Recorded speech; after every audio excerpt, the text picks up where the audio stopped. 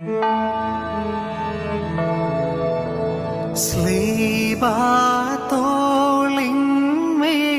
താങ്ങി കോട്ടയെ വിട്ടു പുറപ്പെട്ട നെടുവീർപ്പോടു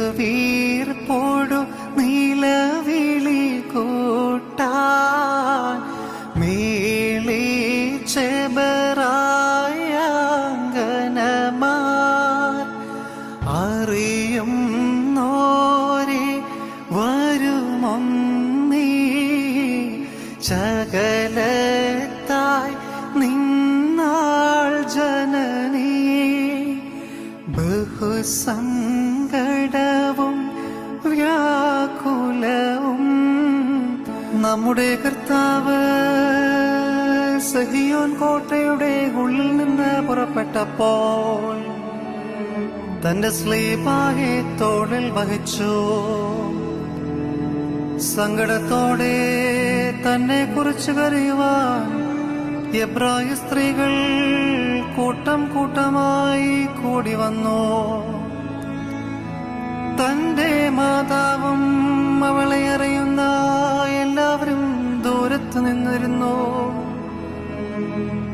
ശുദ്ധിമതിയായ അമ്മ വലിയ സങ്കടത്തോടും ദുഃഖത്തോടും കൂടെ നിലവിളിച്ചു പറഞ്ഞു, എന്റെ പുത്ര,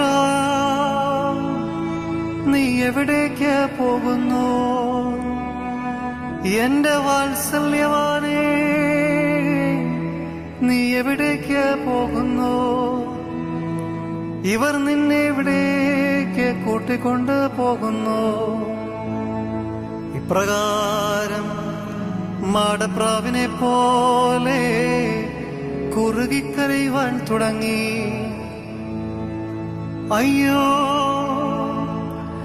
നിഷേധികളായ ജനത്തിന്റെ കൈകളിൽ നീ നിന്നെ തന്നെ എന്തിനേൽപ്പിച്ചു കൊടുത്തു? എന്റെ പുത്ര, എനിക്ക് കഷ്ടം. എന്റെ വാത്സല്യവാനേ, എനിക്ക് കഷ്ടം. ഇന്ന് നിനക്കെന്ത് സംഭവിച്ചു?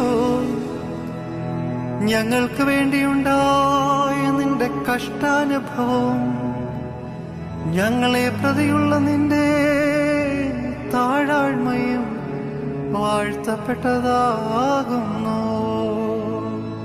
പൂണ്ടവൾ പ്രാവു സമം കേണു.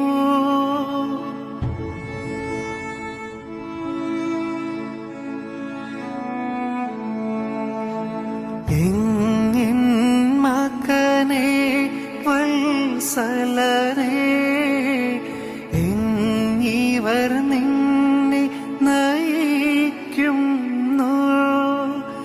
വിദ്വേഷികളുടെ കൈകളിൽ നീ എന്തിനു തനിയെ ഏൽപ്പിച്ചു? മകനെ, മമ വത്സലനെ, എന്തു നിനക്കു ഭവിച്ചിന്നാൾ